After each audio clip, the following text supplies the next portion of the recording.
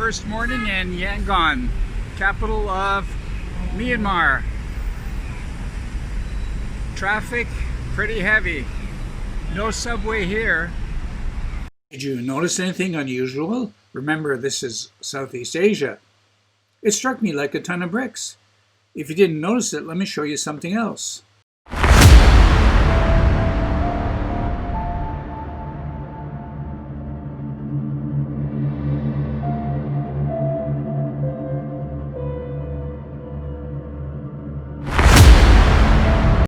Previous vlog in the series Asia 2020, vlog number 14, we were in Siem Reap. Easiest way to get to Yangon is to fly, and that would be via Bangkok. Actual flight time 1 hour 22. It will be 3 hours with the stopover in Bangkok. Remember, this trip took place in late November 2019. It's now late May 2020. The game has changed completely by COVID-19. A story I cover in detail in the last vlog, vlog number 16. Even if you wanted to go to Myanmar at this time with the expanded restrictions, you couldn't travel there, you couldn't get a visa, and neither would you want to. With the shutdown of tourism, the effect on the economy is devastating. In this vlog, vlog number 17 in the series Asia 2020, you'll learn two aspects that make Yangon different from any other Southeast Asian city. What is the capital of Myanmar? The irony of driving a car in Myanmar. Basic information about Myanmar, its government, and Aung San Suu Kyi. And finally, the benefits of getting a SIM card at the airport. And there's much more in this ambitious vlog, including, is it safe to travel in Myanmar? You're viewing Travels with Lobo and Barbara. Asia 2020, vlog number 17. By the way, this trip ended as planned, end of January 2020. The world may have been turned upside down since then, but our memories remain.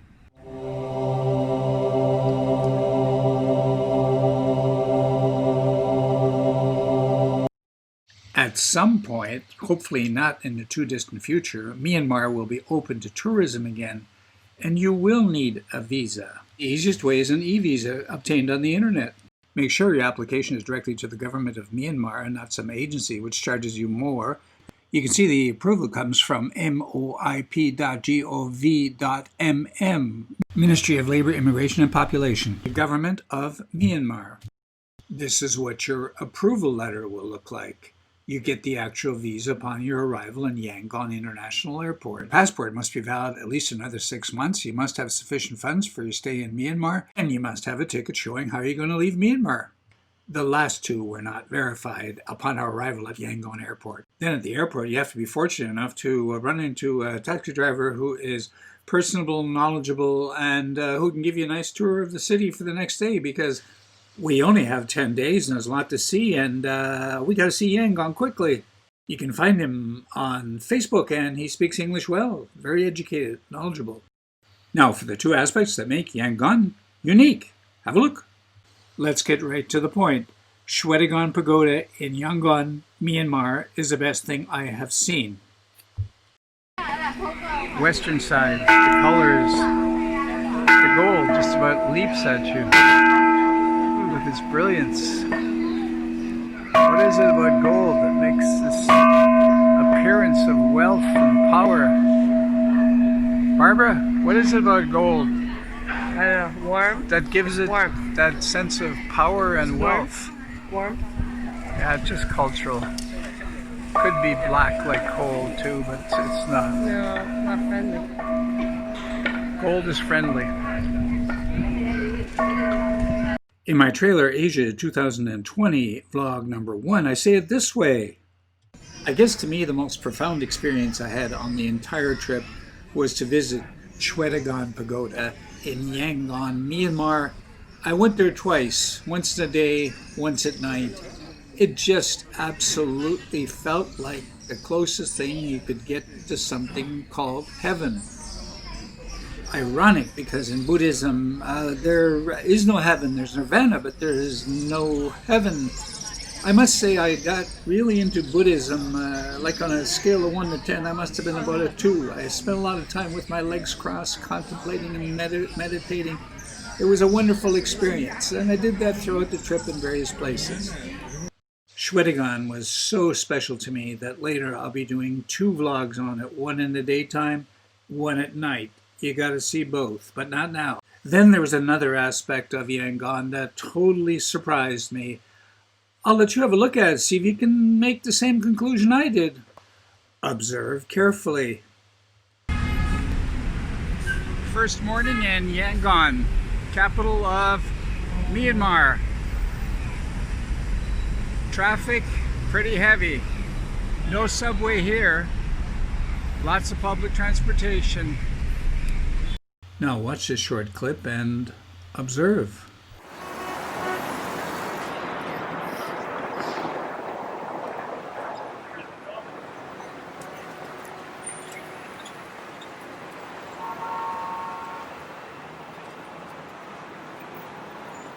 Did you notice anything unusual? Remember, this is Southeast Asia. It struck me like a ton of bricks. If you didn't notice it, let me show you something else.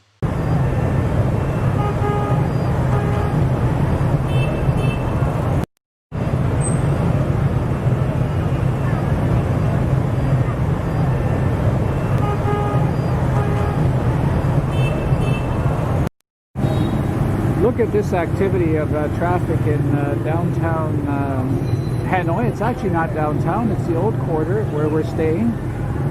And Rolls Royces and Jaguars of Hong Kong have been replaced by mopeds. Here's a pedestrian crossing, but I don't dare. You just go. Oh, you just go, eh, Barb? They slow down. All right. You go right ahead, Barb. I'll just follow you.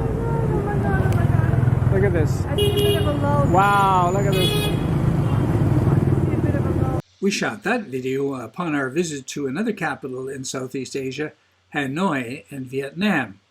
Do you notice the difference? Well, it's self-evident. Just a point of clarification, this video, we shot this in 2013, so if you were to go there now, you'd find a lot more cars, but still a lot of motorcycles. No motorcycles. Now look at this. No motorcycles, no tuk-tuks. The government decided a couple of years ago to put an end to the chaos. No motorcycles, I repeat, no tuk-tuks. So actually, as I look around, this could be any city in the Western world. If it wasn't for these colonial aspects that you see, this colonial architecture left by the British. Burma was part of the British Empire, which of course was endless. It just went on and on. How the Brits ever managed that is beyond belief. As we start our first day in Yangon, which used to be called, of course, Rangoon in colonial days. Independence, 1948. 1948. I'm going to have to postpone the first day's tour, at least the start of it, until next week. Let's get back to that amazing situation of having no tuk-tuks, no motorcycles in a Southeast Asian city, while they are ubiquitous everywhere else. The ban on motorbikes, I know I talk about tuk-tuks, but it says motorbikes, but I did not see any tuk-tuks either, took place in 2003. The ban was aimed at reducing accidents and preventing crimes, although other theories abound and no one seems to know for sure. Traffic police sometimes launch crackdowns, usually in response to reports of crimes being committed by motorbike gangs. During the crackdowns, police will impound motorcycles. It is said that fines are levied arbitrarily. While many get away with it, some people are found to pay fines of up to 50,000 kyats, adding that in most cases the police did not issue receipts. Yes, for the tourists it makes for a calmer, more relaxing city, but for the inhabitants it must be tough who can't afford a car. No wonder there are grassroots groups fighting Yangon's motorcycle ban. How do you feel about that? Leave a comment. Full disclosure, I do have a pet peeve with Southeast Asia. It's the traffic. As a pedestrian, it's horrible. It's full of motorcycles, tuk-tuks. It's chaos. Pedestrians have no rights. I was glad to get back, frankly. Yangon would have been the exception to this. Almost all of Southeast Asia drives on the left, as you can see here. Burma, as a former British colony, of course, drove on the left too until 1970. That's when they radically switched to the right. As you know, that would put the steering wheel on the other side from my illustration. However, most cars in Myanmar today still have the steering wheel on the wrong side. It's definitely not because of their pre-1970. It's because they import Japanese used cars that all have the steering wheel on the wrong side. So driving in Myanmar definitely has its challenges. St. Paul's. Yeah. St. Paul's School. St. Paul, very famous School of very our good school, very wise. So driver. Catholic. Catholic. Here's what I mean. Used Japanese car imported, our driver sitting on the wrong side. But now it's a government school. So when you were there, were like nuns teaching or priests or? No. Now let's get back to something I said earlier. First morning in Yangon, capital of Myanmar. In my last vlog, Nazri Manzur left the following comment. You're wrong about Yangon being the capital of Myanmar. It used to be, but now the government moved it to Naypyidaw years ago. Yangon is a commercial but business center, but not the capital. I replied, thank you so much. I assumed and made an ass of myself. Anyway, thanks. On November 2005, the capital of Myanmar was moved from Yangon to Naypyidaw by the military regime in November 2005. By the way, it won't be the last time I'll make an ass of myself. But that's a good thing about having a travel vlog. It's a learning experience. Before, during, and especially after. From this map, you can see Yangon in the south, Naypyidaw in the middle, and Mandalay in the north. Still a long way from the far north, but in the north. Here's a map of the whole region in Southeast Asia, and for Myanmar, the only thing that's showing is Naypyidaw. So that's the capital. By the way, Naypyidaw is described as the world's weirdest capital. It's 4 times the size of London. It's got 1 million people, so it's empty. But they surely didn't hold back on spending money on a government complex. Basic information about Myanmar. The population is 53 million. The currency is the kyat. The area is about 1.2 times that of France. The major language is Burmese. Major religion, well, it's Buddhism, and Buddhism. Yes, there's some others. Life expectancy, 64. Women, 69. If you want to know just a little bit about the country's history, just pause and read. The part a lot of people are familiar with was 2015 elections. Opposition National League for Democracy, led by Aung San Suu Kyi, whose party wins enough seats to form a government, which she does not lead. Another thing people are familiar with is 2018 August, the UN accuses Myanmar of genocide against Rohingya Muslims. That was a big blow for the reputation of Aung San Suu Kyi. Remember, she won a Nobel Peace Prize, but as a result of this, as you can see, Myanmar democracy icon who fell from grace. She got that Nobel Peace Prize in 1991 for her non-violent struggle for democracy and human rights. Hers is, however, one of the most fascinating stories that you've got to read, but it's beyond the scope of this vlog to get into. I help myself from mentioning that she was the youngest daughter of the father of the nation. How fascinating. Is Myanmar a democracy? Well, for starters, 1/3 of the seats are reserved for the military, so you take it from there. With respect to Myanmar, a lot of travelers have this question: is it safe to travel there?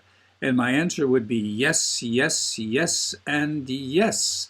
I'm referring to the tourist circuit that we did in 10 days, which would be Yangon, Bagan, Mandalay, and Inle Lake.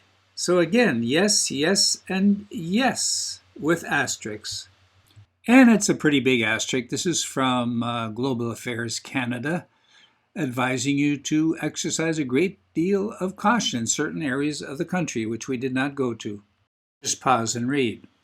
On a personal note, we probably felt safer in Myanmar than most other Southeast Asian countries, but there were a lot of dogs. Watch out for dogs. The vast majority are docile and won't bother you, but they're not as docile as they were in Sri Lanka. They were almost dead. I see from my timeline that my 50 minutes of fame are just about up, so some final points. When you arrive at the airport, head for the nearest ATM and withdraw about 200,000 kyats or chats, and that'll give you about $142 US to get going. Also, right at the airport, get a SIM card for your smartphone, which will allow you to use Google Maps, download Myanmar, and you can use it offline. Also, very important, download Grab, the ride-sharing app, which will allow you to hail a taxi at a much reduced price. Also, download a currency converter because you'll be forever struggling with these huge numbers that the cat or chat has. You'll need a SIM card and access to the internet to do all of the aforementioned. Time is up. I hope this was helpful to you. Next week, we'll actually get going in our touring of Yangon. Thank you for viewing and joining in our adventure of Asia 2020. You've probably never heard this on YouTube before, but if you liked it, give it a thumbs up and share it, and God knows what do with it, but give it something positive. See you next Friday.